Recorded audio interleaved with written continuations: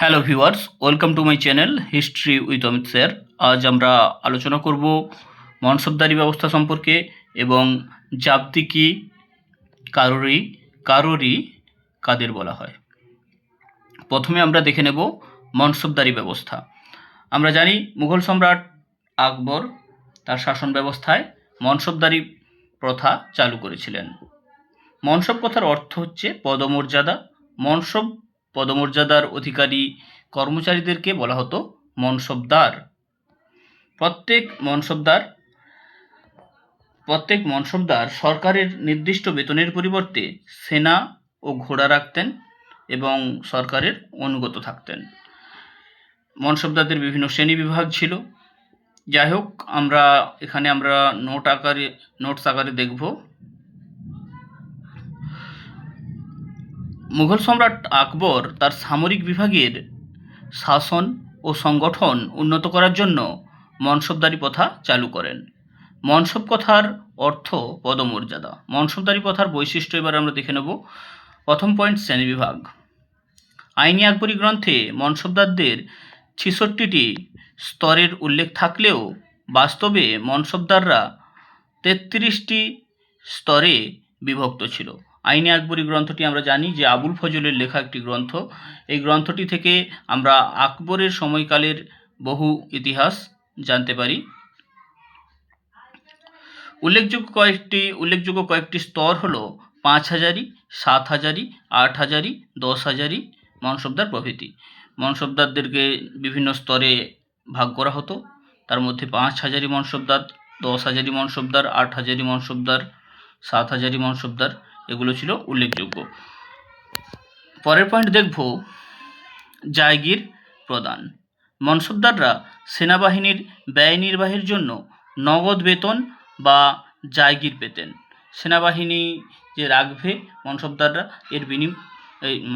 সেনাবাহিনী রাখার জন্য নগদ বেতন বা জায়গির পেতেন। জায়গির বলতে কোনো এলাকার বরাত পেতেন আর কি।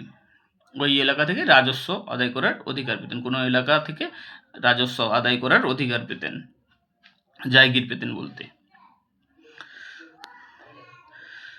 বিনিময়ে তাদের নির্দিষ্ট সংখ্যক সেনা নিয়ে যুদ্ধের সময়ে মুঘল বাহিনীতে যোগ দিতে হতো। এবার আমরা দেখব পরের পয়েন্ট, বৈশিষ্ট্যের। যোগ্যতাভিত্তিক পদমর্যাদা। মনসবদারি পদ বংশানুক্রমিক ছিল না। যোগ্যতার ভিত্তিতে সম্রাটের কাছ থেকে এই পদ পেতে হতো। এই পদ কিন্তু বংশানুক্রমিক ছিল না। সম্রাটের কাছ থেকে যোগ্যতার ভিত্তিতে এই পদ পেতে হতো। এবার দেখব পয়েন্ট, বদলি। মনসবদারদেরকে এক জায়গা থেকে অন্য জায়গায় বদলি করা হতো। মনসবদারদের এক জায়গির থেকে অন্য জায়গিরে বদলি করা হতো। খেতাব বিতরণ, পরের পয়েন্ট। বিশেষ বিশেষ মনসবদারকে নানা রকম খেতাব দেওয়া হতো। খেতাব বলতে উপাধি। নানা রকম খেতাব দেওয়া হতো, যেমন খানি খানান, খানি জাহান ইত্যাদি। সম্পত্তি হস্তান্তর, পরের পয়েন্ট। মনসবদারদের মৃত্যুর পর তার সমস্ত সম্পত্তি বাদশাহের হস্তগত হতো। মনসবদারের মৃত্যু হলে তার সমস্ত সম্পত্তি মুঘল বাদশাহের হস্তগত হতো। এখানে কিন্তু মনসবদারের মৃত্যুর পর তার উত্তরাধিকারীরা মনসবদার পাচ্ছে না। মুঘল যুগের ইতিহাসে মনসবদারি প্রথার গুরুত্ব অপরিসীম। মনসবদারি প্রথা মুঘল রাজতন্ত্রকে শক্তিশালী করেছিল। মনসবদারি প্রথা মুঘল রাজতন্ত্রকে শক্তিশালী করেছিল। এবার আমরা দেখে নেব জাবতি কি, কাকরি কাদের বলা হয়। এই কারোরি কাদের বলা হয়।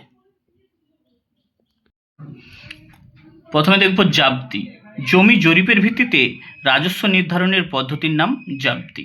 জমি জরিপের ভিত্তিতে অর্থাৎ জমি মাপের ভিত্তিতে, জরিপ অর্থাৎ মাপ, ঠিক আছে। জমি জরিপের ভিত্তিতে রাজস্ব নির্ধারণের পদ্ধতিকেই বলা হচ্ছে জাবতি। যাবত শব্দের অর্থ হলো নির্ধারণ। শেরশাহ বিভিন্ন শস্যের দাম অনুযায়ী এক তালিকা তৈরি করেছিলেন, কিন্তু এতে সমস্যা ছিল। রাজধানীর শস্য মূল্যের সঙ্গে অন্য জায়গার শস্য মূল্যের মিল ছিল না। তাই আকবর প্রতি বছর এবং প্রতি এলাকার আলাদা হিসাব করেন। আগের 10 বছরের তথ্যের ভিত্তিতে চালু এই ব্যবস্থার নাম দহশালা বা 10শালা ব্যবস্থা। আকবরকে জাবতি প্রথা প্রচলনে সাহায্য করেছিলেন তার রাজস্বমন্ত্রী টোডরমল এবং কয়েকজন কর্মচারী। কারোরই কাদের বলা হতো দেখে নেব।